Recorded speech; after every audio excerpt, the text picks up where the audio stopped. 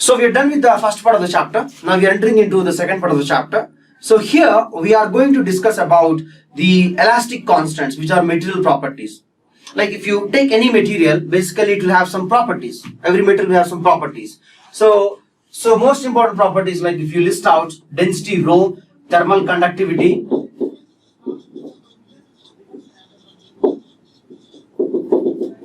I'm writing down because K is symbol for many properties. Nowadays in Facebook also that post is little viral.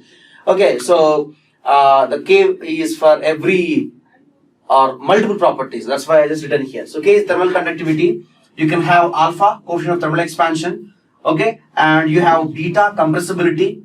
Okay, and you have Young's modulus, rigidity modulus, that is G, bulk modulus. So this is bulk modulus K. K is the bulk modulus, rigidity modulus G, points ratio mu. Like this, many properties are there. If it is a liquid, it will be having viscosity. So dynamic viscosity.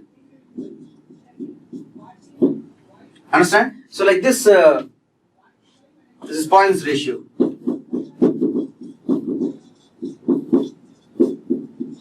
Understand? So these are many properties. So out of many properties, there are few properties which are actually are properties of a material. Okay, so that means whenever I give a material to you, they all will have some unique values.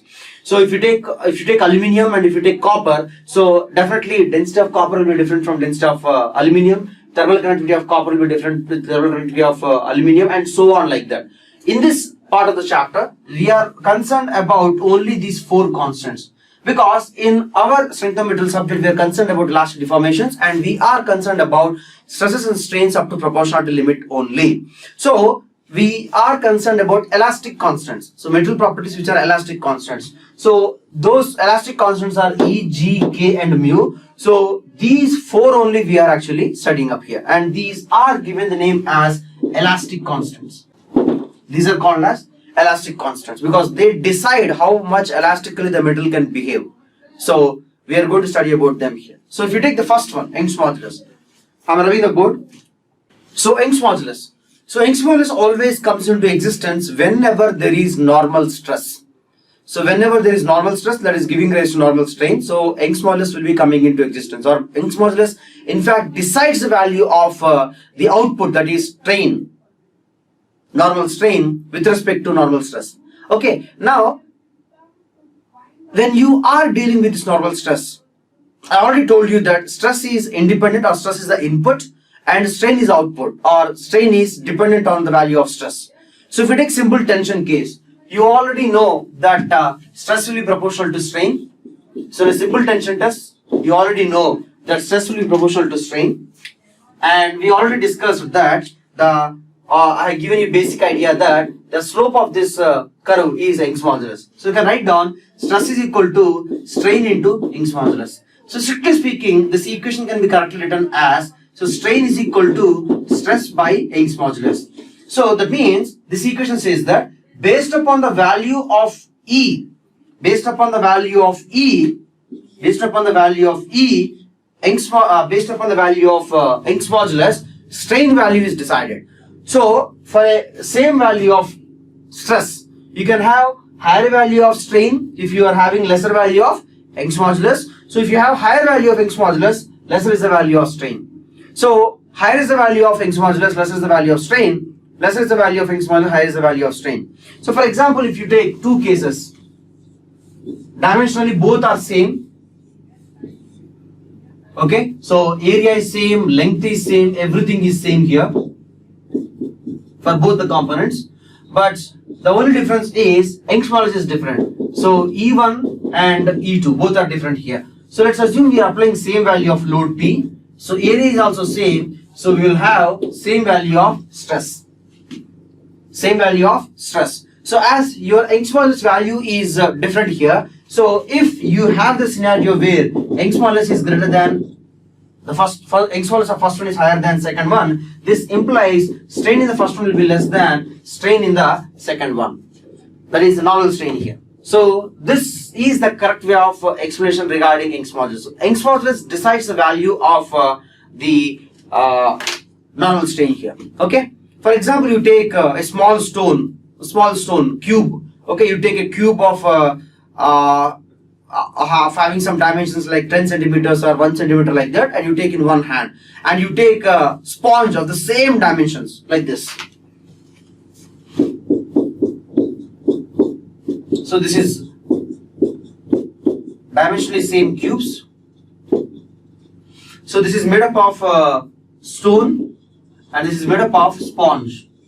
And you guys know sponge is far softer than the stone. You take in two hands. Assume that in one hand I'm having stone, I'm having other hand that is nothing but sponge here. So if I apply same value of load, so as areas are same, we'll be having same value of stress. You can observe that sponge will get very much compressed easily. Okay. So for your understanding purpose, you can put a little bit larger dimension, 5 centimeters, because it will be little easy to grab in your hands there. So you can observe that the sponge will get very much deformed easily, because Young's modulus of sponge is far lesser. Understand? So that means you will be having higher value of strain for the sponge because you are having very less value of Young's modulus. Whereas for stone, though you are giving rise to same stress, but its Young's modulus value is very, very high. So you will be having very less value of linear strain. Understood? Clear? Understood? So let's go ahead with the next property, modulus of rigidity. Okay. So regarding modulus of rigidity, same explanation. So the modulus of rigidity decides the value of shear strain. So in the place of sigma, you'll be having tau. So shear stress will be giving us to shear strain, but that will be dependent on the value of rigidity modulus. Okay. So tau will be proportional to gamma, and the constant of proportionality is equal to given as g here. So this is gamma, this is g, this is tau here. So we'll be having the line having a constant slope. So we'll be having slope to be g here. So it is given actually like this. So gamma is equal to tau by g. Okay, understand? So gamma is inversely proportional to g. So if you have two instances where shear stress, same shear stress is applied. Okay, so area is same. So this as g value, let's take g1 and g2. So if g1 is greater than g2, this implies gamma 1 will be less than gamma 2. After this, we'll go with bulk modulus. Just put the heading of bulk modulus. Okay, so bulk modulus. So bulk modulus decides how much volume can change for a material. So if you take a component like this, I'm going with the scenario where there are only normal stresses. So in x direction there is sigma, y direction sigma, z direction also there is only sigma. So as there is same stress in every direction, so obviously the volume of the component should increase. So here volumetric strain is actually given by the formula volumetric stress by bulk modulus K. So K decides the value of the volumetric strain. And here volumetric strain is equal to given as sigma only because everything is same. If all three are different, so it's actually given as sigma x plus sigma y plus sigma z by 3. So it is the average of all those three values. Understand? You should take average of those three values. In fact, later you're going to study the hydrostatic state of stress, where you can understand that the average of those three normal stresses will actually give rise to change of volume. Understand? And remaining values will give rise to change of shape. So right now you'll not get the complete idea. So just keep in mind that whenever these three values are different, you should be taking it as average. You're taking those three values average to get the value of sigma v. Understand? So sigma v is equal to sigma there. Understood? So sigma v is equal to sigma. So the volumetric strain is decided by the value of bulk modulus. So if you have higher value of bulk modulus, lesser will be the volumetric strain. Lesser is the value of bulk modulus, higher is the value of volumetric strain. So you can write down. Hence we have epsilon v is inversely proportional to K. So K1 greater than K2 implies epsilon v of volumetric strain of first one will be less than of volumetric strain of second one. Understand? So kindly copy that.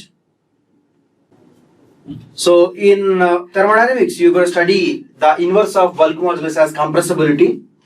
So in this effect of SOM, especially when you are dealing with solids, it's not that much required. So one property will be there that is given the name as compressibility.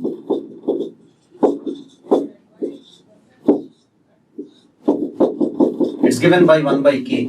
So compressibility is equal to given by 1 by K. Understand? So compressibility is very much significant in gases. So that's why we have a special chapter in thermodynamics where you're going to deal with compressibility of gases and all. Okay.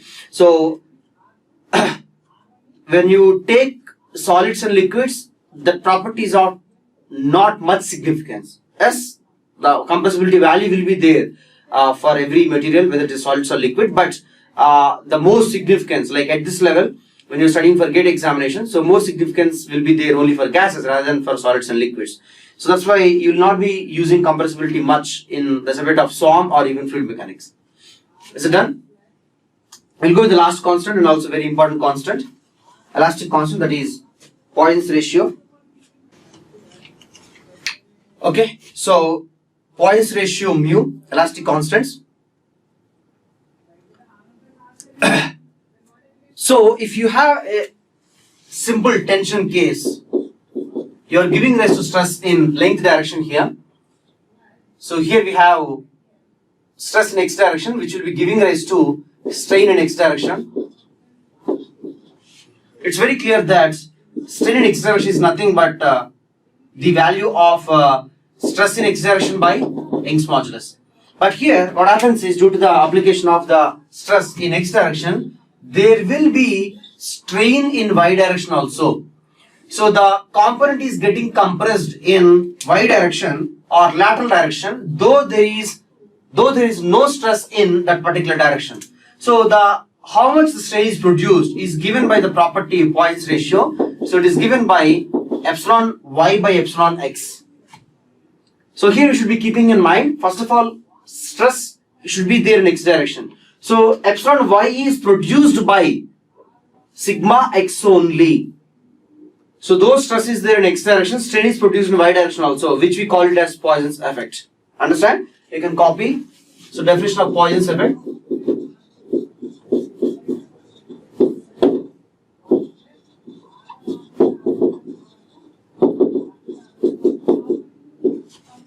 When stress is applied or induced in one particular direction,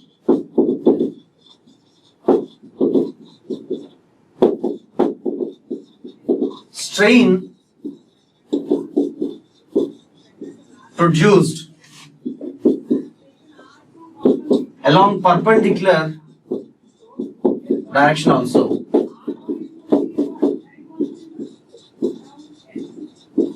This phenomenon is called as Poisson's effect. Understand? Okay, after this you can copy this one. Okay, if you have a scenario, wait, okay, please wait. If you have a scenario where you are giving rise to stress in y direction, so obviously you will be giving rise to strain in y direction and also x direction. So here, strain in x direction is a perpendicular one that is produced by sigma y. So in this case, Poisson's ratio is equal to given by epsilon x by epsilon y. Understand? So in a general sense, we can write down Poisson's ratio is equal to lateral strain by longitudinal strain when stress or load is applied in longitudinal direction. So after this, you copy the last one. So this, we always see the formula for Poisson's ratio like this, minus lateral by longitudinal, but the condition is load or stress should be there along the longitudinal direction.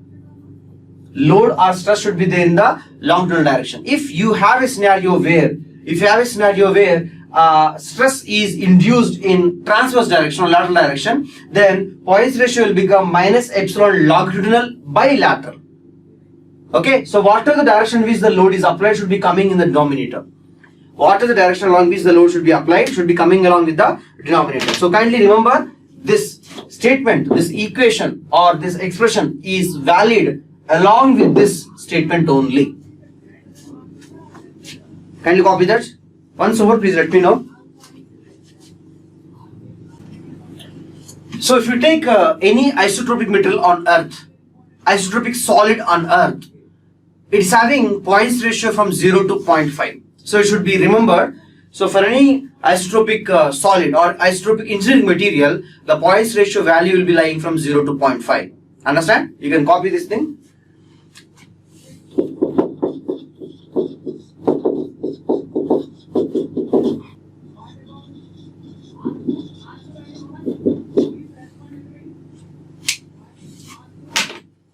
You guys can go with the question. Kindly copy the question. It's given that two identical circular rods of same diameter, same length are subject to same magnitude of axial tensile force P. One of the rod is made up of mild steel having Young's modulus of 206 gigapascal. So Young's modulus of mild steel is equal to 206 gigapascal. The other rod is made up of cast iron having modulus of elasticity of 100 gigapascal. So cast iron is having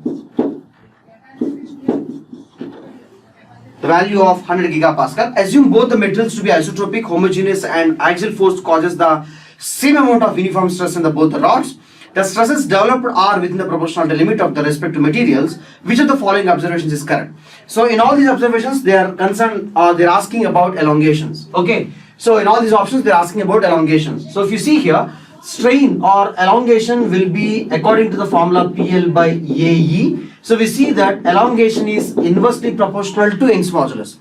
Understand? Remaining everything is same here. You can see load is same in both the cases, length is same, diameter is same, so area is also same. So here we see elongation is inversely proportional to Young's modulus. So whichever has higher value of Young's modulus, that will have lesser value of Young's modulus. So as Young's modulus of mild steel is greater than Young's modulus of cast iron, elongation of mild steel is less than elongation of cast iron, or elongation of cast iron is higher than elongation of mild steel. Understood? So the correct answer for this question is C. Okay, let's go ahead. Here, they given that a rod of length L having uniform cross-sectional area A is subjected to a tensile force P as shown in the figure below. If the Young's modulus of the material varies linearly from E1 to E2 along the length of the rod, the normal stress developed at the section SS is. Here, they are given a case where the Young's modulus is going on varying from left side to right side, and that is not going to affect the value of stress. Because we studied Young's modulus and understood that Young's modulus decides the value of strain, not the value of stress. Stress will be giving rise to strain. Okay, and Young's modulus is the deciding parameter. So how much will be the value of strain produced will be decided by Young's modulus. Understand? But not due to the value that means that value of Young's modulus does not cause the change of value of stress. So here all they are asking us to get the value of stress at the section SS, where the area of cross section is A everywhere, as it is everywhere, and Young's modulus is going on varying, load applied is P, and P is giving rise to equilibrium here because P is getting cancelled. So we can simply say the value of stress is equal to P by A. Understood? So there is no confusion. There shouldn't be any confusion regarding this answer. Okay, so the answer is A here. But if they are asking the value of strain, let's assume they are asking for elongation, because once you know the value of elongation, divide by original length to get the value of strain. If they ask you for the value of elongation, you would be going with the formula of delta is equal to PL by AE in the case where throughout the length, area and Young's modulus are same. If you have this type of scenario where throughout the length, Young's modulus is going on varying. Let's assume Young's modulus is varying according to the function E of X. That means if you are having like this, so this is x-axis, this is 0, understand? So this is L by 2, this is L. So at x is equal to different values, you're having different values of Young's modulus, let's assume. Okay, so let's assume the question is given in that way. In this case, they simply said the value of Young's modulus is going on varying in a linear way. So you can derive the value of E of x. So let's see, after knowing E of x, how to get the value of elongation. So in this case, you should apply the formula integral of P dx by area into Young's modulus from 0 to L. So here what we are doing is basically, we are taking a differential element. So at a distance x from left location or origin, we are taking a small strip of material which is having length of dx, and anyways whole member is experiencing force, so this will also experience force P. So I am getting the value of elongation for this element. So differential elongation for this element is nothing but, or elongation of this element is a differential elongation, is given by P into dx by area into Young's modulus. So at this location, Young's modulus is E of x, so substituting as E of x, and this element is having length as dx, I'm substituting it as dx. So if you'd like to get for the whole element, you should be substituting, or you should be doing integration from 0 to L. Understood? So if you are, understood? But if you are having a scenario, I'll come back to your question and explanation or answer of you Sanjay, please wait. So if you have a scenario where Young's modulus is not varying, but whereas area is varying. Let's assume you're having a tapered rod. We're going to deal with this thing also later. So if you have a tapered rod where area is going on varying, so area is A1 here and here area is equal to A2. So in this case, your elongation will become P dx by A of x into Young's modulus. If you have a scenario where both area and also Young's modulus are varying, Young's modulus elongation will become P dx by A of x into E of x from 0 to L. Understood? So I have given this explanation so that you can tackle the coming numericals. Understood? Let me come back to this Sanjay's question here. In question, given that E varies linearly but not mention that in linearly increasing or decreasing. Okay, so Challa Sanjay here, linearly increasing or decreasing depends upon the values of E1 and E2. If E1 is greater than E2, that means if they have given those values, okay, definitely if they're expecting us to get the value of elongation, definitely they'll be giving you E1 and E2 values. If E1 is higher than E2, then we say linearly decreasing. If E1 is less than E2, then linearly increasing. So based upon the values, you'll be automatically getting that. So you should be deriving the value of E of x in this case and substituting in that integration to get the answer. Understood? So, but anyways, for this question, they haven't asked for the value of elongation. So let's go back, let's go to the next question where actually they have asked regarding elongation. So whatever I have explained now, you can copy and you can start solving that question. I'll be waiting for your answer. Okay? So this question is easy. Only confusion will be there in terms of calculations. Kindly be careful and get the answer correctly. A slight calculation mistake. Okay, so you'll understand based upon my calculation here. Kindly notes. A horizontal bar fixed at one end, x is equal to 0, has a length of 1 meter. It is fixed at one end and it's having a length of 1 meter. Cross-section area 100 millimeter square. So area is equal to 100 millimeter square. Its Young's modulus varies along its length as given by E of x is equal to 100 into e power of minus x gigapascal. So E of x is equal to 100 into E of minus x gigapascal, where x is the length in meters along the axis of the bar. An axial tensile load of 10 kilonewton is applied at the free end, x is equal to 1.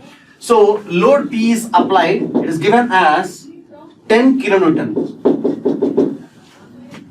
Is applied at the free end. So here x is equal to 1. So x axis is varying like this. So x is equal to 0 here. X is equal to 1 comma 0 here. Okay. The actual displacement of the free end in millimeters is. So this actual displacement is nothing but the elongation of the bar. So here Young's modulus is varying. So we'll go with the expression that integral of P dx by area into E of x, and this value of x is varying from 0 to 1. So load P is equal to 10 into 10 cube Newton. So area is equal to given as 100 millimeter square, so 100 into 10 power of minus x meter square.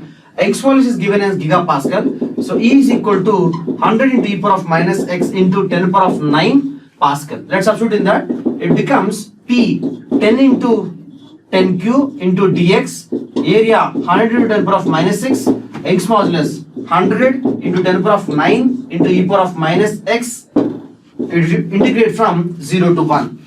So here many tens are there, we can cancel them. 10 power of 4 is in the numerator, and in the denominator we have 9, 10, 11, 12, 13, 13 minus 6. So 13 minus 6 is nothing but 10 power of 13 minus 6, 10 power of 7. So 10 power of 4 by 10 power of 7. 10 power of 4 by 10 power of 7 is nothing but 10 power of minus 3. So this is nothing but integral of 0 to 1 e power of x into 10 power of minus 3 into dx. As you have substituted everything in SI units, E will come in meters. So E in millimeters is nothing but E in meters into 1000 or 10 power of 3. So this becomes integral of 0 to 1 e power of x dx. So it is nothing but e power of x from 0 to 1, e power of 1 minus e power of 0, e power of 1 is 2.76 minus e power of 0 is 1, it should be 1.76 millimeter. Or sorry, 2.718, 2.72 here actually, 1.718. This is the correct answer here. Roshan and Sanjay, have you checked your calculation mistake? What actually you have done? This is how you have to solve this question. Kindly copy the solution if you want, make it fast, or you can take a screenshot. So, relationships between these elastic constants. So, for an isotropic material, these are given like this. E is equal to 2g into 1 plus mu, and E is equal to 3k into 1 minus 2 mu. Okay? So, here you can understand that we have two equations. So, if you know two values and if you don't know two values, that means out of these four elastic constants, E, G, K and mu, out of these four constants, if you just know two values, if you don't know remaining two values, any two, you can easily get by using these two equations. So we can say out of these four elastic constants for an isotropic material, only two are independent and remaining two are dependent. Understand? So number of independent elastic constants for a isotropic material are 2. Clear? You can write down.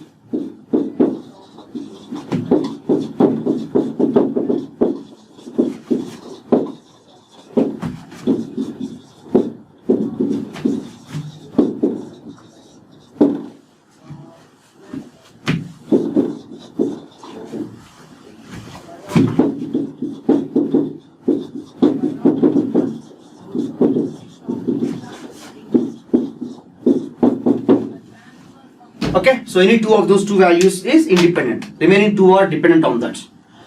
Okay, so may I know the answer for this question? So very good. The answer for this question is D, unaffected.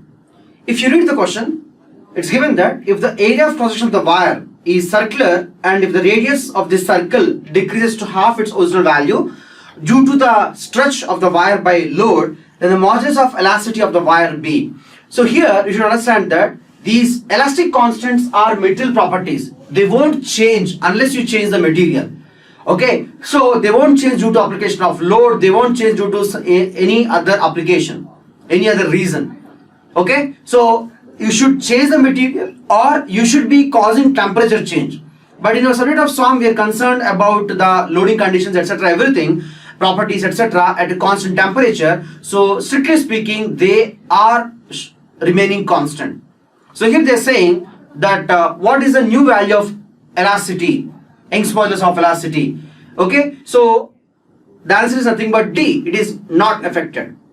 Clear? So you have to keep in mind that these are elastic constants. They will not change due to the application of load or anything else. Kindly solve the next question. It's given that a rod is subjected to a uniaxial load under uniaxial load within a linear elastic limit when the change in stress is 200 megapascal and change in strain is 0.001. If the Poisson ratio of the rod is 0.3, the modulus of rigidity in the material is. So here they are given change of stress. So they given change of stress value is 200 megapascal change of strain is equal to 0.001. So we know that here the curve is straight and it is starting from origin. Okay, so this change of stress by change of strain ratio is nothing but the slope. So Young's modulus is nothing but change of stress by change of strain. So 200 megapascal, so 10 power of 6 by 10 power of minus 3. So E comes out to be 200 into 10 power of 9 Pascal. They have given us the value of Poisson ratio mu, that is 0.3. Using this, you should get the value of G. So we have the equation E is equal to 2G into 1 plus mu. So G can be written as E by 2 into 1 plus mu. If you do the calculation, in this question, you can substitute the values as it is and you can get the answer in Pascal. One way of doing that is getting in Pascal, but if you see the question, they're expecting us to give in gigapascal. Now if you see this expression, if you see this equation, here the Poisson ratio is a non-dimensional value because it's the ratio of strains. So whatever the units in which you substitute the value of G, you'll get the G also. Whatever the units in which you will be substituting the value of E, in the same units you'll be getting the value of G. Okay, so I'm substituting in gigapascal directly because I want to get the value of G in gigapascal itself. So 200 by 2 into 1 plus 0.3. So G becomes 100 by 1.3. So that comes out to be, as it is given by Ankit, 76.93 gigapascal. So G is equal to 76.93 gigapascal. So that's the value of this rigidity modulus G. Understood? That's how you have to solve this. Very easy question. Let's go to the next question. So this is easy in terms of concept, but a little difficult in terms of, or little challenging in terms of mathematical calculation. That's all. So kindly take the question, IAS question from Civil Engineering 2008 paper. Kindly solve it and get the answer. So it's given that what is the relationship between the linear elastic properties, Young's modulus, rigidity modulus and bulk modulus? So here if you see all the options, there is no Poisson ratio mu. So one thing is very clear that we should eliminate the value of Poisson ratio. So using the two expressions we have, which are E is equal to 2G into 1 plus mu and E is equal to 3K into 1 minus 2 mu, let's get the value of mu and equate or eliminate. So from this we can say, so E by 2G is equal to 1 plus mu. This implies Poisson ratio is nothing but E by 2G minus 1. Now using this, we can say E by 3K is equal to 1 minus 2 mu. 2 mu is equal to 1 minus E by 3K. Poisson ratio is nothing but 1 by 2 minus E by 6K. Understood? So from this we got the value of Poisson ratio to be this one. So both should be equal. So equating both. So you can say E by 2G minus 1 is equal to 1 by 2 minus E by 6K. So this we can write down as E by 2G plus E by 6K is equal to 3 by 2. So in this one, we can remove this 2. So you can say E by G plus E by 3K is equal to 3. In this one, either E is having 1. So E should be taken that side. E is the denominator there. So 1 by G plus 1 by 3K is equal to 3 by E. So if you are having 3 over Young's modulus, we are having left side or other expression, other side of the equality sign like this. So it is not matching with any of the options. So if you check with 1 by E, also still it is not match. If you take 1 by E value also, it will not match. So let's check with 9 by E. So to get 9 by E, we should multiply by 3 on both sides. So this will become 3 by G plus 1 by K is equal to 9 by E. So that is matching with the last option. So the correct answer is D here. I hope other people also have understood. Other people also have tried. It's okay to not to get the final answer, but at least you should have tried. Okay, if you're not trying and blindly waiting for my solution, then that's not the correct way of learning at all. So your score will be far lesser. So that's not at all the correct way. It's completely a wrong way, especially for the GATE examination. Okay, so once you're done copying this, you can go with the next question. Okay, so I'll give you a basic hint or basic idea how to approach for this question here. So they have given various options. Okay, and definitely in every option points ratio value is not there. Points ratio symbol is not there. Points ratio symbol is not there means they might have taken some. So I'm giving you a basic hint about this question here. So if you see all the options A, B, C, D, there is no option where points ratio symbol is there. So points ratio symbol is not there means they have taken some value of points ratio. So we can evaluate the value of points ratio using the condition, because whatever the condition they're given, everywhere there are minimum 2 elastic constants. So using every condition, option A, option B, option C, option D, get the value of points ratio. From that you can judge which option is best answer. Understood? Come on, go ahead everybody. Do it now. It is not that much easy. It's not that much difficult now. Okay, so may I know the values of points ratio for these 4 options? For option A, may I know the value of points ratio? Kindly make it fast. Okay, so option A is giving rise to 0.1, so which is not in the range of 0 to 0.5. So this is the wrong option. Let's take option B. In option B, what is the value of points ratio? Which one is correct? Minus 0.1 or minus 0.3? Minus 0.3. So option C, 1 by 3 will come because this is the answer I remember. So for option D, you will get multiple values. Okay, because they are given as G is equal to K is equal to E. If you use G is equal to K, you will get some value, and if you use K is equal to E, you will get 0.3. Understand? So if you use G is equal to K, what is the value of points ratio? If G is equal to K, what is the value of points ratio? Minus 0.5. So if you see here, these two are not inside this range, so we'll be striking off both of them. If you take this one, in this we observe that it is showing different values of points ratio. So first condition is giving one value, other condition is giving other value. Though this value is inside the range, as we are getting multiple values, we should discard this option. Because for an isotropic material, we cannot expect to have multiple values of points ratio.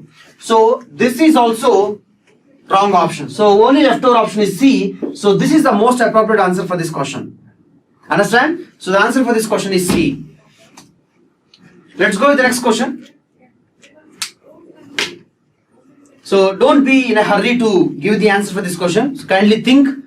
If you get some answer as an option, if you get some option as an answer, kindly think why other options are also why other options are wrong. Kindly check whether is there a possibility that other option can be correct. Clear? Because that question is not that much straightforward as you think. Kindly copy and try to solve the question. Sanjay has given the answer. Roshan has given the answer. Okay, so I would like to give you the correct answer here. So listen properly. Constantly listen what exactly I'm saying. We'll understand where actually I've gone wrong. It's given that a rod of length L, diameter D. So length L, diameter D both are given. It is subjected to a tensile load P. So load P is also given. Which of the following is sufficient to calculate the resulting change in diameter? So we should get the value of resulting change in diameter. So if you observe these options, we are given Young's modulus, points ratio and all these things here. They are given it's a simple tension. So simple tension means load is applied in length direction. So we have to get the value of change in diameter. So using these values, we should get the value of change in diameter. So here load is applied along length direction and okay, so it is not given in the question, but we should be assuming in this default way itself. So we should get the value of change in diameter along which is in the transverse direction. So we should use the value of points ratio. So points ratio is lateral by longitudinal. So minus delta D by D whole by delta L by L. So here, if you know points ratio, we can think about getting the value of delta D, but in this question, they given only length L, diameter D and load P. So delta L is not given. So along with mu, we should know delta L also. So again, if you check for delta L comes from the formula PL by area into Young's modulus. In this one, to get delta L, we know the value of P, we know the value of L, we know the value of area because we know the value of diameter. We should get the value of Young's modulus. So we should know the value of Young's modulus also. If you know the value of Young's modulus, using that we can get the value of delta L. Using the value of delta L, so delta L and mu, we can get the value of delta T. So if you see the options, we require Young's modulus value and Poisson ratio value. Once you know Young's modulus value, then only you can get the value of change in length. Okay? Once you know Poisson ratio and change in length, you can get the value of delta T. So these two values should be known. So only Young's modulus will not help you. Only Poisson ratio also will not help you. So both of your answers are not completely right. So we need both of them. So if you see options, there is no option written as Young's modulus and Poisson's ratio. Okay? But if you see option number D, they give an Young's modulus and shear modulus. So if you know Young's modulus and shear modulus, we can get Poisson's ratio.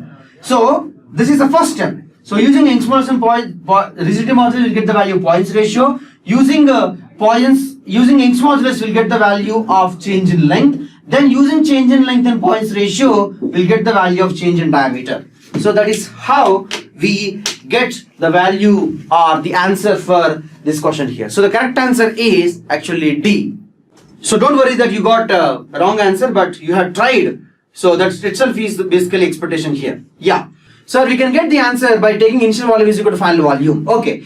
Strictly speaking, not every material will always have initial volume is equal to final volume. Okay, in fact, no real material will have that condition before application of load. Whatever the density is there or whatever volume is there will be maintained. So later we're going to see those type of materials are called as incompressible materials, and that is possible only for the condition where Poisson's ratio is 0.5. So we can't apply that condition. Understand? If they have given in this question that consider the material to be incompressible or volume is constant, then we can go with that condition. Understood, Sanjay? So here this valids for anything. This is valid for anything. So you should know it's not required for you to go with such type of assumption. Understood? So we should go with the best appropriate answer. So we can get the answer without taking that assumption also. That's why the answer is not according to that assumption. Let's go to the next question. So next question is not about testing your knowledge. It's about explaining the concept regarding Poisson's ratio here. Kindly copy and think from your side. Okay. So listen properly everyone. It's given that the Poisson's ratio is 0, then it means what? So which option is right? Option A suggests that the material is rigid. So in this question, it's given that the value of Poisson's ratio is 0, then what it suggests? If you see the option number A, the answer is, option E is given as the material is rigid. So the material is rigid means here, it doesn't undergo any deformation. But actually, in this episode of SOM, we are dealing with only deformable solids. And in fact, we have defined Poisson's ratio for a deformable solid only. We got Poisson's ratio as lateral strain, longitudinal strain, considering it to be deformable solid itself. Okay? Understood? But we haven't thought about taking rigid material. Understand? So let's keep this option aside. Okay? So we can't derive it because practically we don't have any rigid material. Understand? Now, if you take Poisson's ratio as 0 and consider it to be simple tension, we will have these answers mathematically here. So it is given as lateral strain by longitudinal strain. Understand? So if Poisson's ratio is equal to 0, this gives us the answer that means based upon this we can give the answer that lateral strain is equal to 0, first answer, or longitudinal strain is tending towards infinity. Okay, so in this episode of SOM we already studied that we deal with strains which are far less because they are elastic strains. So this is not practically feasible at all. Understand? So we cannot have strains, like we never have any material which will be having very high value of strain. Understand? So we will be having only one option, that is lateral strain is equal to 0. So practically speaking,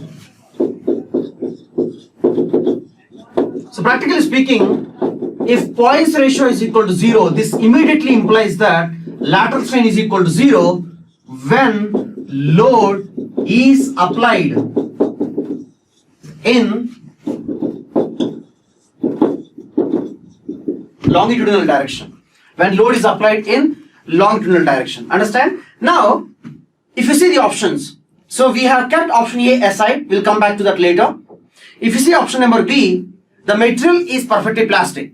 we should discard option number B, because whatever the elastic constants we are using, Young's modulus, rigidity modulus, bulk modulus, Poisson's ratio, are elastic constants.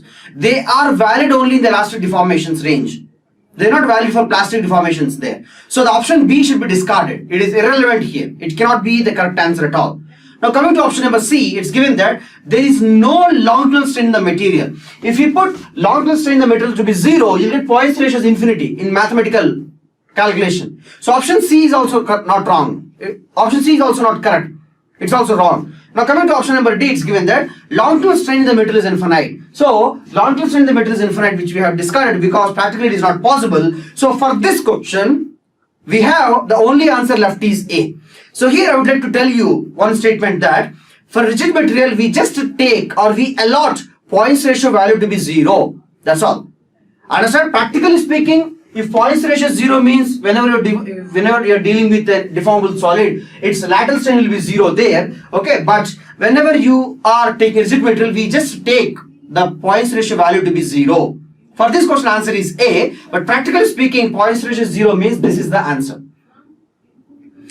Understand everybody? Clear? And write down this small note point. So we take Poisson's ratio to be 0 for a rigid material. So kindly copy this. So this is the way you have to answer this question, and this is the concept you have to learn when you have Poisson's ratio to be 0. Okay, so kindly go with the next question. So it's given that for an incompressible material, what is the value of bulk modulus? So here, I hope everybody know what is the incompressible material. So incompressible material means, the first definition, the primary definition of incompressible material, whether it is solid or liquid, is density should remain constant. So here, before application of load, after application of load, there will not be change of any mass.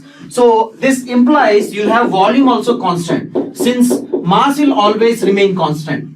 Okay, so volume is constant means this implies change of volume is equal to 0. Now if you are willing to get the value bulk modulus, it is actually given by volumetric stress by volumetric strain. So this can be written as volumetric stress by change in volume by original volume. So this implies if delta V is equal to 0, this implies K will be tending towards infinity. So the value of bulk modulus for a incompressible material is infinity. Understand? So please remember that the material always, whenever you consider volume is constant, means you are in a default way taking the material to be incompressible material, which is not practically possible. Just like we don't see a rigid material on earth, in the same way incompressible material is also not there on earth. Please remember. Understand? So every material will have its properties between incompressible material and rigid material. And also in coming slides or coming concepts, I will explain to you the complete and clear difference between a rigid material and an incompressible material. For the time being, kindly please remember that incompressible material and the rigid material, both are completely different. Okay, now coming to the second one, that is Poisson's ratio, very important thing. We have E is equal to 3K into 1 minus 2 mu. This gives you 1 minus 2 mu is equal to E by 3K. So E by 3K or K is equal to E by 3 into 1 minus 2K. If you substitute the value of K is equal to infinity, this implies 3 into 1 minus 2 mu is equal to 0, implies Poisson's ratio is equal to 0.5. This is very important result. We got a question based upon this simple data in GATE 2017 or 18 examination for mechanical paper. Simply they asked what is the value of Poisson's ratio for an incompressible material. It's numerical answer type. All you had to do was substitute the value as 0.5. Understood? So now last one is very easy. So all you have to do is get the value of E and G. We have E is equal to 2G into 1 plus mu. So Poisson's ratio is equal to 1 by 2. 1 plus 1 by 2, 3 by 2. 2 will get cancelled. You will get E by G is equal to 3. Understood? Kindly remember this result here, which is very important. Poisson's ratio value is equal to 0.5 for an incompressible material, and we haven't calculated, we have taken Poisson's ratio as 0 for this rigid material. Understood? So for an incompressible material, we found out Poisson ratio to be 0.5, and for rigid material, we have taken Poisson ratio to be 0 there. Understood? Clear? So, okay, so it's just a basic revision regarding the concept of moment so that we can understand the concept of equilibrium very clearly. So moment or torque is basically a turning effect of a force. A force can cause linear motion. A force can cause rotatory motion also. So we are concerned about rotatory motion now. So the turning effect of a force or rotatory motion of a force is given by torque, or basically first moment of force. Understand? So if you take simple pulley and force example, so pulley is pivoted about the center. If we are applying a force which is passing through center like this, it will not cause any rotation of the pulley. Whereas if the force is acting a little bit eccentric to the center, let's take the eccentric distance is R, so this will be giving rise to rotation or torque. So torque is equal to given by R into F. So where R is a perpendicular distance. Understand?